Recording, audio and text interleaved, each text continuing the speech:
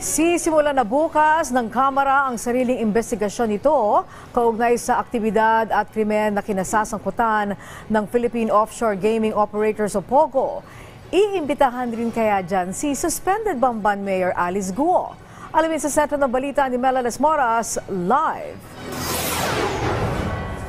Angelic, mga iligal na aktibidad at mga krimen na iniuugnay sa POGO ang inaasahang pangunahing matatalakay sa investigasyon ng Kamara bukas. Ngayong araw, iba't ibang isyu rin ang nabusisi ng mga mambabatas sa hiwalay na pagdinig. Kinumpirma ni House Committee on Public Order and Safety Chair Dan Fernandez na sisimulan na ng Kamara ngayong Miyerkules ang investigasyon ukol sa mga iligal na aktibidad at krimen na kinasasangkutan ng mga Philippine Offshore Gaming Operators o POGO.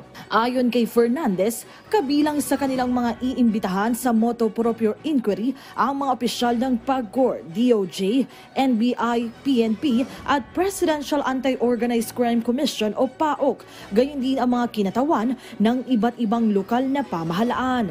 Git ng kongresista, bagamat ang PAGCOR ang nagbibigay ng prangkisa sa mga POGO, responsibilidad naman ng mga LGU na bantayan ang mga ito. We were requested or ordered by the speaker na imbestigahan natin dahil nga alam natin that we have like 300 plus na mga illegal na mga POGOs. And basically, being the chairman ng Committee on Public Order and Safety, siguro comprehensively we will be trying to find out kung ano yung mga criminal elements that were involved at sino yung mga involved doon. Sa ngayon, isa sa mga personalidad na idinadawit sa mga issue sa POGO, si suspended Bamban Tarlac Mayor Alice Guo.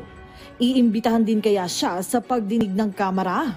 We don't want to focus lamang doon kay Alice Guo, no? Kasi nga masyado ng detalye yun. What we wanted to have details yung mga criminal activities that were conducted inside doon sa mga POGOs. Well, kung illegal yung POGO, the mayor should be responsible, no, na dapat alam niya na merong mga illegal na nagaganap sa kanyang lugar. Para naman kay House Committee on Ways and Means Joey Salceda, hindi pa man nagsisimula ang investigasyon, may isa na siyang naiisip na paraan para maresolba ang mga problema sa POGO. At yan ay ang pinaigting na implementasyon ng batas. Dahil sa ganitong paraan, mahuhuli ang mga violator at mapapanatili naman ang mga benepisyong hatid ng POGO. Kung si Camarines Sur 2nd District Representative El Rey Villafuerte naman ang tatanungin, hindi lang POGO ang dapat imbestigahan, kundi maging ang sistema ng iligal na pagkuha ng mga dayuhan ng fake citizenship at immigration papers sa bansa, bagay na dapat ay masugpo na. Bago naman ito, ngayong araw ilang pagdinig din ang isinagawa sa Kamara, tulad ng motu proprio inquiry ng House Committee on Public Accounts kaugnay sa ilang kontrobersya sa ilang lugar sa bansa. May I remind everyone that providing truthful information to the committee is essential. The integrity of our investigation relies on accurate and honest testimonies. Misinformation hinders our ability to make informed decisions and undermines the trust that public places in our processes. Angelic, bukas nga inaabangan natin yung magiging pagdinig dito sa Kamara ukol sa mga krimen at iligal na aktibidad hinggil sa POGO. Inaasahan natin na magkakaroon din ng ibang proceedings dito sa Kamara bukas.